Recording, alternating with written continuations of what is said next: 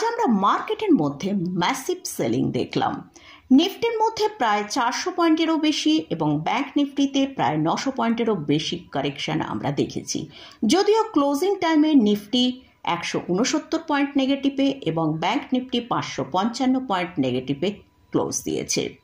তো মার্কেটের মধ্যে আজকে এতটা সেলিং কেন এসেছে সেটা নিয়ে আলোচনা করব। এর সাথে সাথেই এমন দুটো স্টক নিয়ে আজকের ভিডিও আলোচনা করব, যদি সেই স্টক দুটো আপনার পোর্টফোলিওয়ে থাকে অবশ্যই লং টার্মের জন্য হোল্ড করুন, কারণ এই স্টকগুলো আগামী দিনে একটা ভালো রিটার্ন প্রোভাইড করতে পারে। তো কেন এই স্টকগুলো ভালো রিটার্ন আগামী দিনে দিতে পারে লং টার্মে, তো সেটা নিয়েও ডিসকাস করব। চলুন তাহলে ভিডিওটা শুরু করা যাক। আমি নিরুপমা, শেয়ার শেখো চ্যানেলের পক্ষ থেকে সকল ভিউয়ার্সদের স্বাগত জানাই। আর চ্যানেলে যদি ফার্স্ট টাইম ভিজিট করে থাকেন অবশ্যই চ্যানেলটা সাবস্ক্রাইব করে নেবেন আর পাশে থাকা বেল আইকনটা প্রেস করে রাখবেন। আমি ভিডিও আপলোড করার সাথে সাথে আপনাদের কাছে ভিডিওটা পৌঁছে যাবে। আর ভিডিওটা ভালো লাগলে অবশ্যই লাইক এবং শেয়ার করতে ভুলবেন না।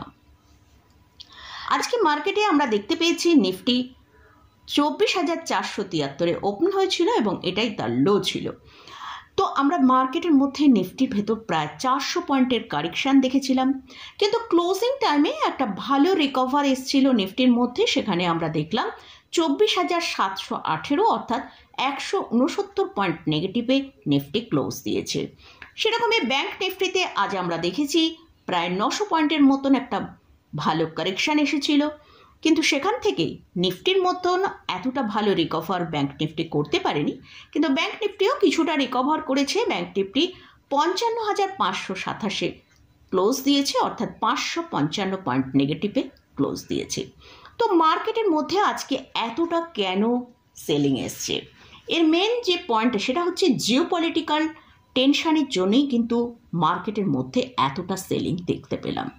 তো ফার্স্ট যে কারণটা হচ্ছে, আজ আমরা দেখেছি ইসরায়েল এয়ার স্ট্রাইক করেছে ইরানের উপর। মার্কেটে এতটা আমরা সেলিং দেখতে পেলাম। এবং এই যে সেকেন্ড যে পয়েন্টটা, এই ইসরায়েল ইরানের উপর যে স্ট্রাইকটা করেছে তার ফলে পুরো গ্লোবাল মার্কেটের মধ্যে একটা বড় কারেকশান এসেছে। তো আমরা এশিয়া মার্কেটে যদি দেখি ফোকাস করি, সেখানে জাপানের মার্কেট প্রায় 300 পয়েন্টের বেশি, তাইওয়ান মার্কেট 200 পয়েন্টেরও বেশি নেগেটিভে ক্লোজ দিয়েছে।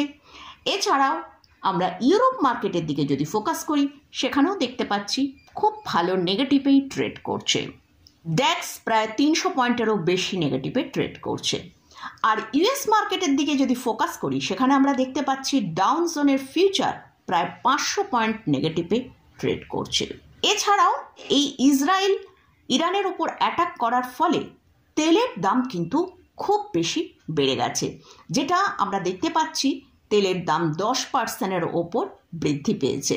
তো যেটা কিন্তু স্টক মার্কেটের জন্য একটা খুব বড় নেগেটিভ ইম্প্যাক্ট ফেলে। তো তার জন্য কিন্তু আজকে আমরা আমাদের স্টক মার্কেটের মধ্যে এতটা সেলিং দেখতে পেলাম। ফোর্থ যে পয়েন্টটা, মার্কেটের মধ্যে এই এত আনসার্টেনিটির জন্য ইনভেস্টররা এখন কিন্তু একটা সেফ অ্যাসেটসে তারা ইনভেস্ট করতে চাইছে। তাই অনেকেই এই স্টক মার্কেট থেকে তারা বেরিয়ে সেফ অ্যাসেটস যেমন বন্ড, গোল্ড, ডলার এসব জায়গায় তারা ইনভেস্ট করতে ইচ্ছুক হচ্ছে। এর ফলে আজকে আমরা দেখলাম গোল্ডের দাম আমাদের ইন্ডিয়ান কারেন্সিতে 1 লক্ষ টাকার ওপরে গোল্ডের দাম পৌঁছে গেছে। আজ আমরা প্রথমবারই দেখলাম গোল্ডের দাম 1 লাখের ওপর পৌঁছে গেল। তো এই জন্য কিন্তু একটা মার্কেটের মধ্যে আমরা ভালো সেলিং দেখতে পেলাম। লাস্ট যে পয়েন্টটা সেটা হচ্ছে ডলারের দাম বৃদ্ধি পাচ্ছে এবং টাকার দাম কমে যাচ্ছে। তো এই সব কারণের জন্যই মার্কেটের মধ্যে আজকে একটা ম্যাসিভ সেলিং আমরা দেখতে পেলাম। তো নিফটি আজকে যে লোটা তৈরি করেছিল 24,473 এখানেই ওপেন করেছিল। তো গতকালই আপনাদের সাথে একটা লেভেল ডিসকাস করেছিলাম, যেটা হচ্ছে নিফটি 24,462 থেকে এই যে আমরা নিফটির মধ্যে একটা বড় জার্নি দেখেছি 25,200 পর্যন্ত পৌঁছাতে, সেটা কিন্তু 24,462 লেভেল থেকে শুরু করে 25,200 পর্যন্ত গিয়েছিল। তাই আমাদের এখন ওয়াচ করতে হবে নিফটি এই 24,462কে ক্লোজিং বেসিসে ব্রেক করে ক্লোজ দিচ্ছে কিনা। এই লেভেলটা ব্রেক করে ক্লোজ দেয় তাহলে কিন্তু মার্কেটের মধ্যে আরও বড় সেলিং আসার সম্ভাবনা আছে। তো মোটামুটি যাই হোক, নিফটি, ব্যাংক নিফটি অর্থাৎ পুরো মার্কেটের মধ্যে আজকে কেন এতটা সেলিং হলো সেটা নিয়ে ডিসকাস করলাম। নিফটি, ব্যাংক নিফটির লেভেল নিয়ে সানডে ভিডিওতে যেরকম ডিসকাস করি সেরকম ডিটেলসে আলোচনা করব। এবার দুটো স্টক নিয়ে ডিসকাস করব। এই স্টকগুলো যদি আপনার পোর্টফোলিও থাকে তাহলে অবশ্যই লং টার্মের জন্য হোল্ড করতে পারেন। আগামী দিনে এই স্টকগুলো কিন্তু একটা ভালো পারফরমেন্স দেখাতে পারে। দুটো স্টকই গোল্ড ফাইন্যান্স সেক্টরে বিলং করে। তো এই স্টকগুলো কেন লং টার্মে ভালো পারফরমেন্স করবে? ফার্স্ট যে কারণটা সেটা হচ্ছে আমরা আরবিআইয়ের মনিটারি পলিসিতে দেখেছি রেপো রেট কাট হয়েছে, সিআরআর কাট হয়েছে, তার পুরো বেনিফিটটা এই গোল্ড ফাইন্যান্স সেক্টর এর উপর পড়বে। তার ফলে এইসব স্টকগুলো কিন্তু আগামী দিনে একটা ভালো র্যালি দেখাতে পারে। সেকেন্ড যে পয়েন্টটা, 2,50,000 টাকার মধ্যে যারা গোল্ড লোন নেবেন তারা কিন্তু লোনটা আরও বেশি পরিমাণে লোনটা পাবেন। অর্থাৎ 1 লাখ টাকার যদি আপনি গোল্ড মর্টগেজ রেখে লোন নেন সেক্ষেত্রে আগে 75,000 টাকা পাওয়া যেত লোন।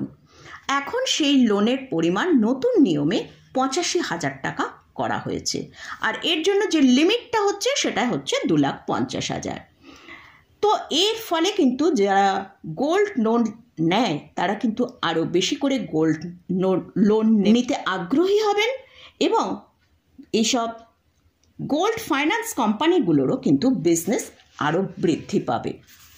লাস্ট যে পয়েন্টটা, যেভাবে আমরা জিওপলিটিক্যাল টেনশন দিনের দিন বৃদ্ধি পাচ্ছে তাতে কিন্তু গোল্ডের দামও দিনের দিন বৃদ্ধি পাচ্ছে। আমরা গোল্ডের চার্ট যদি দেখি সেখানে দেখতে পাচ্ছি গোল্ডের দাম কিভাবে বৃদ্ধি পাচ্ছে। তো আমরা আজকে দেখেছি গোল্ডের দাম সর্বোচ্চ একটা দাম যেটা 1 লাখ টাকার ওপরে ট্রেড করছে। তো তাই যাদের পোর্টফোলিও এই গোল্ড ফাইন্যান্সের স্টক রয়েছে, এই দুটো স্টকের মধ্যে যদি একটা স্টকও আপনার পোর্টফোলিও থাকে তাহলে আমার মনে হয় অবশ্যই হোল্ড করা যেতে পারে। তো ফার্স্ট যে স্টকটা নিয়ে আলোচনা করছি সেটা হচ্ছে মুথুট ফাইন্যান্স লিমিটেড। স্টকের কারেন্ট প্রাইস চলছে 2,603 টাকা। আজকে স্টকটা 1.88% র্যালি দেখিয়েছে।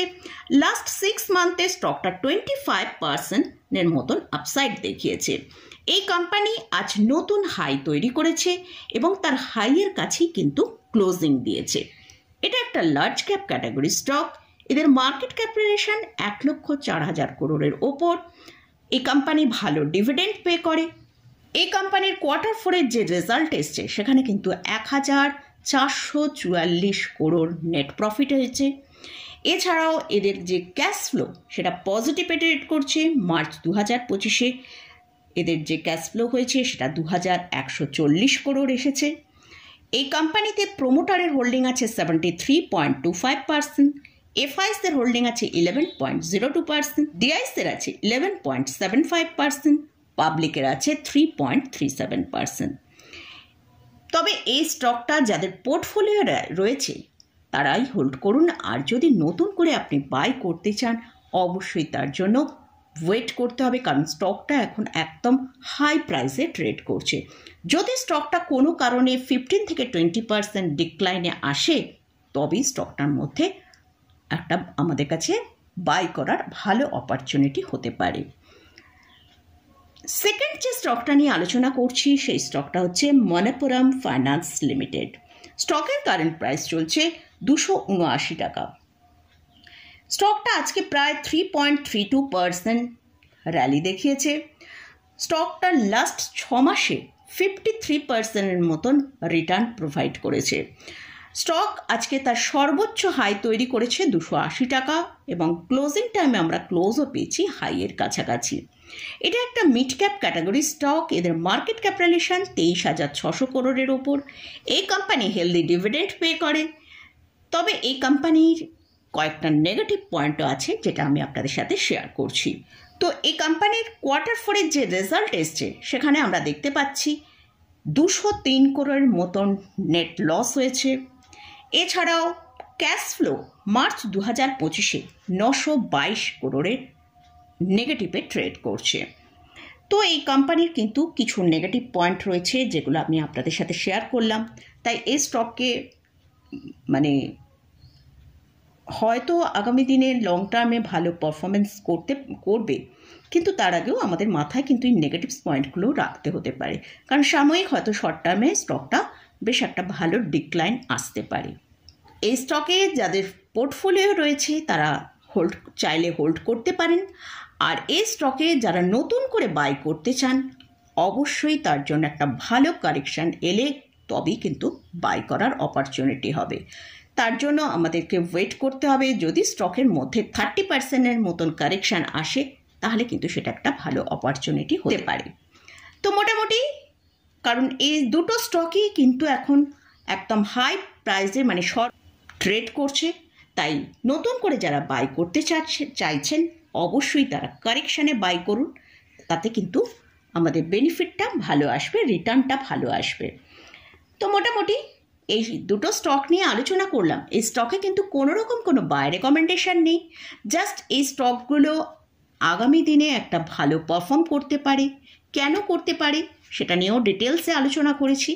তাই যদি এই স্টকে কোথাও কোনো বাই করতে চান তার আগে অবশ্যই ফান্ডামেন্টাল এবং ভালো করে চার্ট অ্যানালিসিস করে নিয়ে তারপরই বাই করবেন।